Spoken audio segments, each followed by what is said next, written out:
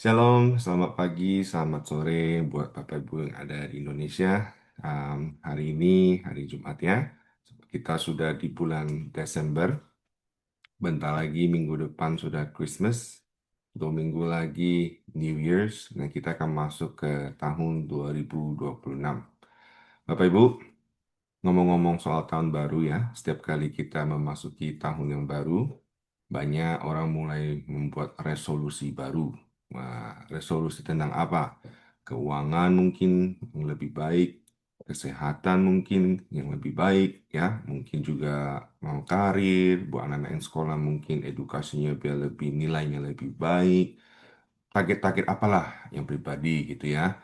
Dan tidak ada salahnya Bapak Ibu itu sangat bagus sekali. Namun pagi hari ini izinkan saya mengajak kita semua untuk melihat 2026 dari sudut pandang yang berbeda. Jadi bukan hanya bertanya, apa ya yang saya ingin capai, gitu kan? Tapi kita mulai bertanya seperti ini, pribadi apa ya yang saya harus lebih baik lagi, yang harus saya jadikan, pribadi seperti apa yang Tuhan mau saya untuk lebih seperti Kristus, gitu.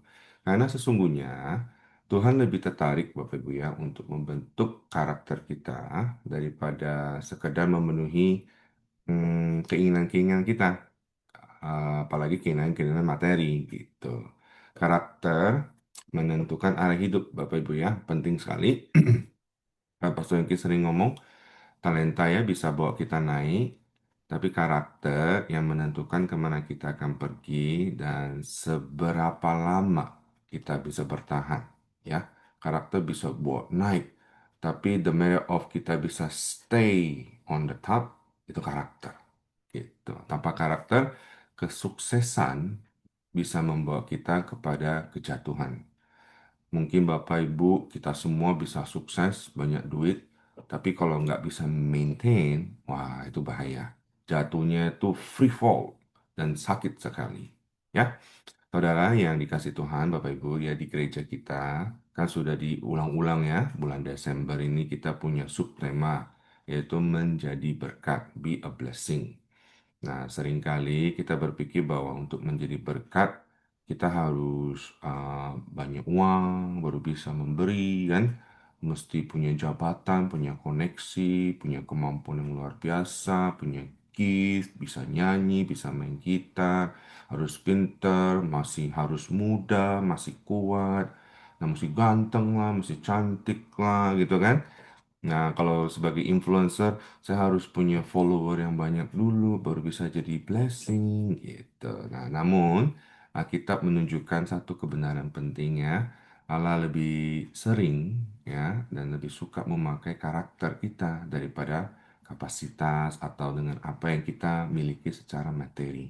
Tapi Tuhan bisa memakai kita kalau kita mempunyai karakter yang baik, Bapak. Pertanyaannya sekarang, karakter seperti apa sih yang Tuhan suka gitu kan ya? Karakter apa sih yang bisa menjadi berkat? Pagi hari ini saya memberi judul sharing saya. Sharing saya adalah karakter yang membawa berkat. Karakter yang membawa berkat. Bapak Ibu, mau ya kita semua dipakai Tuhan? Ya, kita semua mau jadi berkat? Ya, siapa yang mau coba angkat tangan? Ya. Bapak Ibu ya, kita jangan seperti orang seperti ini. Tuhan, ini aku, saya mau dipakai, saya mau ini, gitu. Tapi kalau udah beneran mau dipakai, Tuhan ini aku, tapi utuslah dia. Jangan kayak gitu ya Bapak Ibu. Kita harus konsisten, kita harus committed, gitu. Jadi kita belajar sama-sama yuk. Saya suka sekali dalam ibadah doa pagi ini saya pakai contoh 3 aja dan saya ambil sengaja dari tokoh-tokoh Alkitab dan cerita-cerita Alkitab karena ini yang sangat membantu saya secara pribadi. 2026 tentu saya ada goal-goal yang baru, tapi sebelum 2026, mumpung kita masih di tahun 2025, saya mengambil kesempatan ini untuk refleksi Bapak Ibu, untuk melihat apa ya yang saya sudah capai. Nah, ini lebih kepada karakter saya. Dan ini proses tidak dalam 1 tahun 2025, Bapak Ibu, sebenarnya. Sebenarnya itu udah bertahun-tahun. Jadi ini proses kehidupan pribadi saya yang sangat amat memberkati. Dan saya percaya apa yang saya share akan memberkati dan juga saya berdoa bisa menjadi berkat ya buat Bapak Ibu. Nah, karakter-karakter apa sih yang saya dulu kayak apa sih gitu kan yang Tuhan sekarang lagi lebih membuat saya lebih baik lagi dalam hal-hal apa gitu ya. Nah, yang pertama saya mau share dalam refleksi saya, Tuhan mengajar saya untuk lebih rendah hati lagi, Bapak Ibu. Kerendahan hati nomor satu. Ini adalah salah satu karakter yang Tuhan sedang bentuk saya pribadi. Dan saya percaya dengan kerendahan hati, kita bisa menjadi berkat, Bapak Ibu. Orang sombong tuh Tuhan paling nggak suka. Saya selalu mengingatkan diri saya, kalau sombong, Tuhan tuh nggak suka. Nah, ini ada cerita, Bapak Ibu. Saya pernah sih cerita ini, nggak tahu masih ingat nggak? Saya kan dulu masih teenager lah ya, waktu pertama-tama kali mengenal Tuhan. Saya ikut, kalau di Betani ngomongnya SOM ya. Nah, dulu itu saya lagi belajar Bible study gitu. Nah, Bible study ini saya waktu belajar pas lagi cerita tentang Tuhan Yesus membasuh kaki murid-muridnya. Ini diambil di Yohanes 13, 1-20. Nah, ini lagi ceritanya, lagi Bible study, baca-baca. Suatu saat hanya dengan membaca firman Tuhan, kisah ini buat saya sangat tersentuh sekali, Bapak Ibu. Pertama kali saya baca Alkitab, nangis, itu cerita ini. Nggak kuat, nahan nangis, saya sampai ke WC gitu kan. Sampai nangis gitu. Kenapa saya nangis? Saya melihat Tuhan Yesus pertama kali kenal kan, Raja kan. Itu Tuhan. Maksudnya semestinya kita yang menyembah Dia, kita tuh yang melayani Dia. Sebenarnya tuh mestinya kita tuh yang basuh kakinya. Tapi Tuhan yang melakukan itu buat murid-muridnya. Itu sebelum jadi salib loh. Itu luar biasa sekali keren dan hati Yesus. Nah, itu pelajaran buat saya. Setiap kali saya, wah ini sombong nih, ingat cerita Tuhan Yesus. Oh, Tuhan Yesus. Kemarin luar biasa Pastor Rubin share ya, firman Tuhan ini itu bisa mengubah hidup. Nah, itu benar sekali. Bisa mengubah hidup. Dan Bapak Ibu, karakter yang Tuhan sangat amat suka itu adalah suatu kerendahan hati itu sama seperti Yesus. Persis banget sama Yesus. Ayo, tahun 2025 ini kita lanjutkan proses kerendahan hati ini Bapak Ibu. 2026 kita lanjutkan lebih lagi. Ya, karena saya juga masih diproses.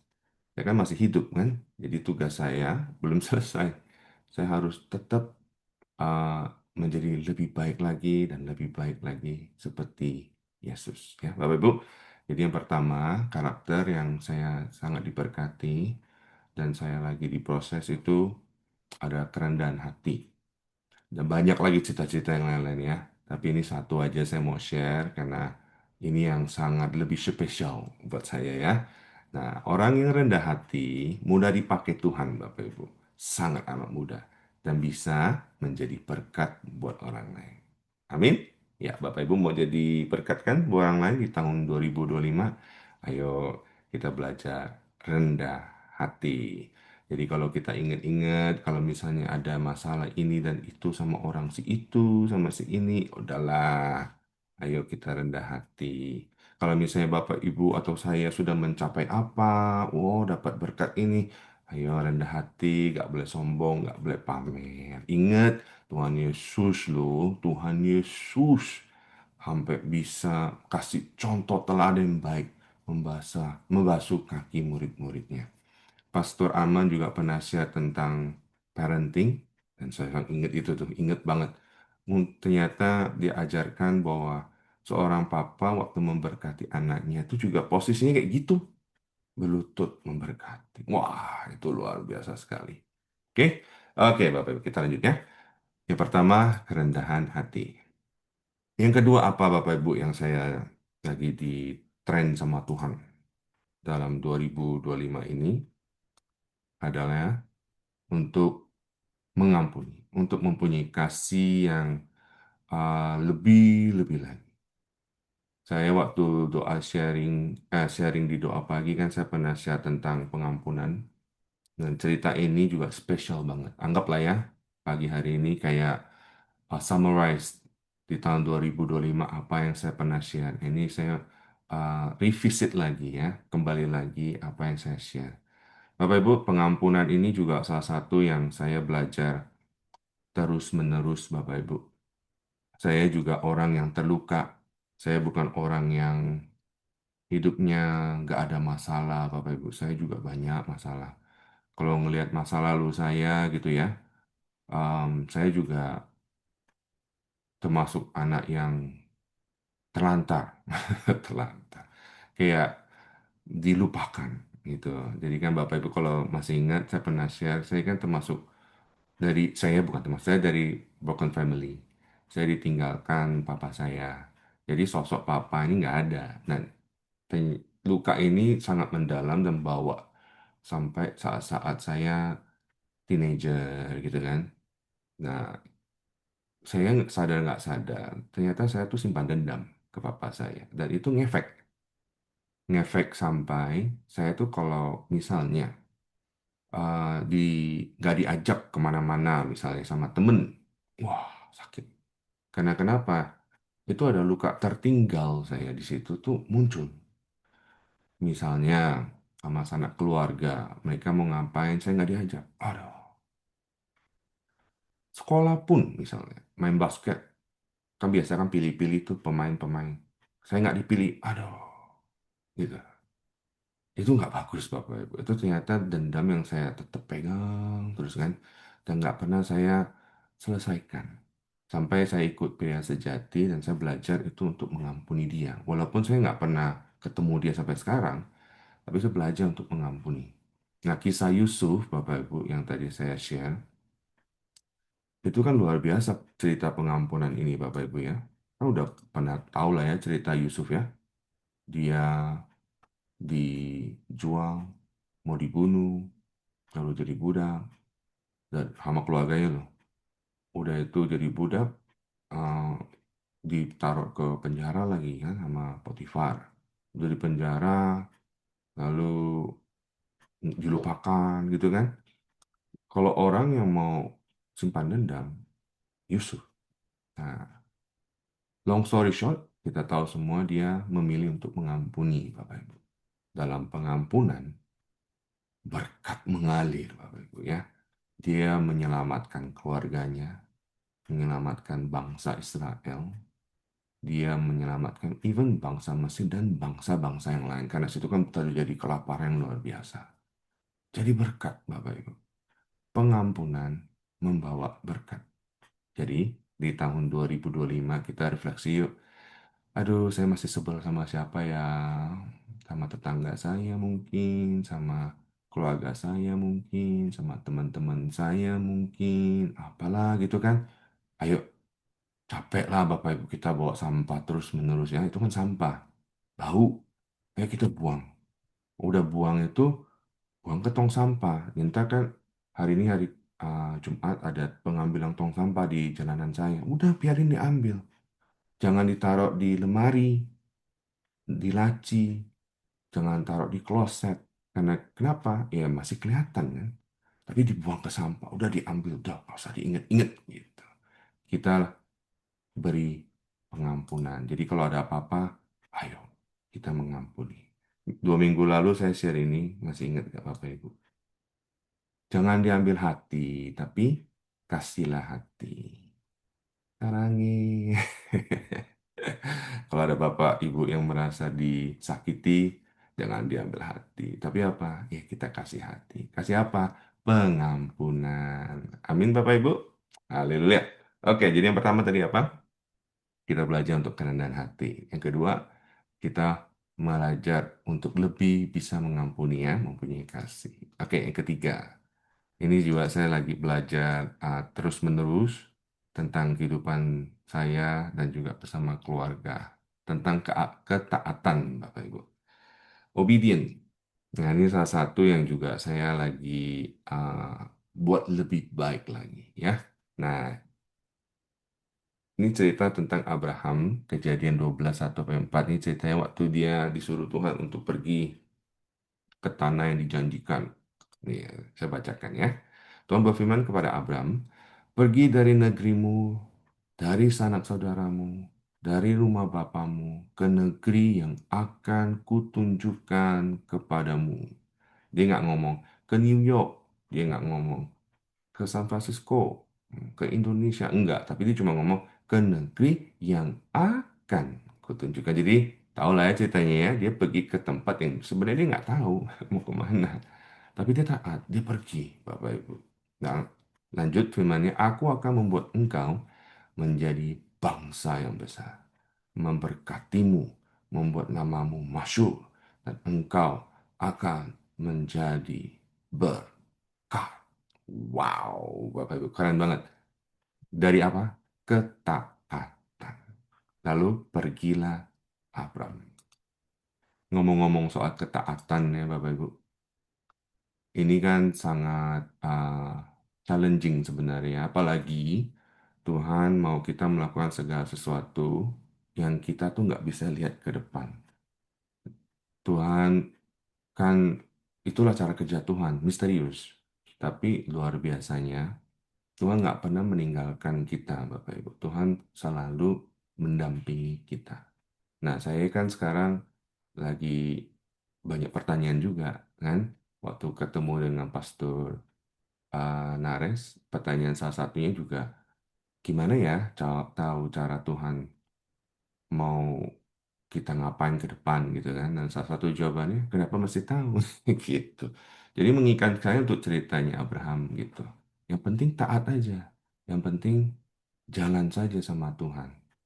Jadi saya belajar itu untuk taat, untuk melakukan apa yang Tuhan mau gitu. Nah, salah satu contoh juga, ini contoh pribadi ya Bapak Ibu. Contoh tentang kehidupan saya dalam bersama keluarga. Ya, yang simple saja. Dulu kami kan, Bapak Ibu kalau nggak tahu, kami ini kan juga sedang membangun sosial media kami. Dan itu nggak gampang sebenarnya, itu susah. Dan saya teringat 2 tahun yang lalu ya, apa 3 gitu, kami lagi udah mau tidur anak-anak, lalu berdoalah. Nah, pas lagi berdoa, kita ngobrol. Salah satu doa-doa yang kita akan doakan ya doa request kan. Kita doain ini buat sosial media biar bisa kan biar monetize kan ada requirementnya. Biar bisa ini gitu. Sempat saya ngomong. Ini ya akhir-akhir tahun ini juga saya ngomong sama Nana. Ah, kira-kira kita bisa nggak ya sampai 1.000 subscriber di akhir tahun gitu. Ini masih ratusan kita, kami ingin. Bisa nggak ya sebelum Desember 31 kita mencapai 1.000 subscriber? Kayak enggak sih, enggak lah, enggak mungkin. Ya sudah lah, ya udah, nggak apa-apa. Kita doain, kita taat saja, gitu. Ya mujizat Bapak Ibu, sebelum kita hit Desember 31, ada video beberapa yang viral. Dan kita nggak nggak hanya sampai 1.000, tapi aku ingat banget sampai 15.000 waktu itu. 15.000 subscriber. Wah, puji Tuhan banget. Kita senang dan kita celebrate gitu. Dan sekarang fast forward, puji Tuhan, kami sudah mencapai 500.000. Dan ini kan semua untuk kemuliaan Tuhan, Bapak Ibu ya. Dari apa, Bapak Ibu? Taat. Nah, Tuhan kan berikan saya wisdom, udah kamu post aja terus. Post terus dan pokoknya tetap ingat yang kamu post ini nggak boleh yang aneh-aneh. Tetaplah tentang keluarga. Ya, itu yang menjadi berkat, Bapak Ibu ya. Soal ketaatan. Oke. Ini 3 yang saya mau share. Saya mau kasih bonus satu, Bapak Ibu ya, karena ini akhir tahun. Apalagi satu yang saya mau share. Tetaplah mengucap syukur, Bapak Ibu. Ucapan syukur. Ini cerita tentang orang kusta yang Tuhan sudah sembuhkan. Cuman satu yang balik. Di 2025 ini, ayo Bapak Ibu kita ingat-ingat. Tuhan sudah memberkati saya apa? Tuhan sudah membantu saya apa? Ayo kita tetap mengucap syukur dalam kehidupan kita, Bapak Ibu ya. Di 1 Tesalonika pasal 5 ayat 18 dikatakan seperti ini. Mengucap syukurlah dalam segala hal, sebab itulah yang dikehendaki Allah di dalam Kristus bagi kamu. Salah ketik tadi, sorry. Bagi kamu, Bapak Ibu ya.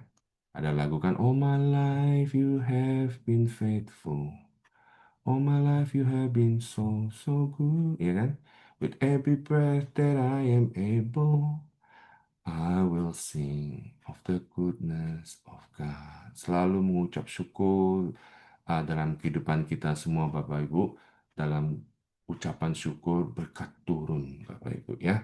Ingat-ingat apa yang sudah Tuhan kerjakan di tahun 2026. Berkat yang spesial itu sudah Tuhan siapkan Bapak Ibu. Karakter kita mesti siap untuk bisa menerima berkat-berkat itu. Sewaktu kita sudah menerima berkat itu dan kita bisa menjadi berkat buat keluarga kita, buat gereja kita, bahkan buat banyak orang dan bangsa-bangsa.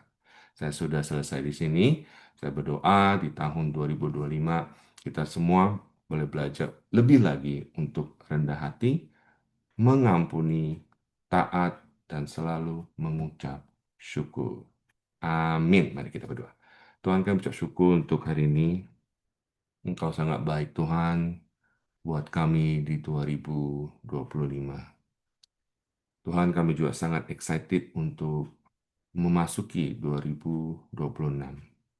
Tuhan, kami ucap syukur karena Engkau sangat amat baik buat kami. Berkat-berkat-Mu yang sudah Kau berikan buat kami. Kami mengucap syukur. Kami juga minta maaf Tuhan untuk kesalahan-kesalahan kami yang sengaja maupun tidak sengaja. Kami mau belajar Tuhan untuk lebih lagi Tuhan bisa rendah hati, untuk mengampuni, untuk lebih taat. Kami mau belajar untuk selalu mengucap syukur Tuhan. Mengucap syukur dalam segala hal Tuhan. Dalam segala situasi. Karena kami tahu Engkau adalah Tuhan yang sangat amat baik. Saya berdoa untuk semua yang ada di sini. Biarlah semua yang ada di sini Tuhan boleh selalu in your guidance dalam your favor Tuhan. Selalu dilindungi, diberkati. Dan keluarga PMC New York adalah keluarga yang sehat semua. Biarlah apapun yang mereka sedang bergumul, Tuhan yang bantu. Doa-doa Tuhan yang Tuhan jawab. We thank you Lord. Di dalam nama Yesus kami berdoa. Amin.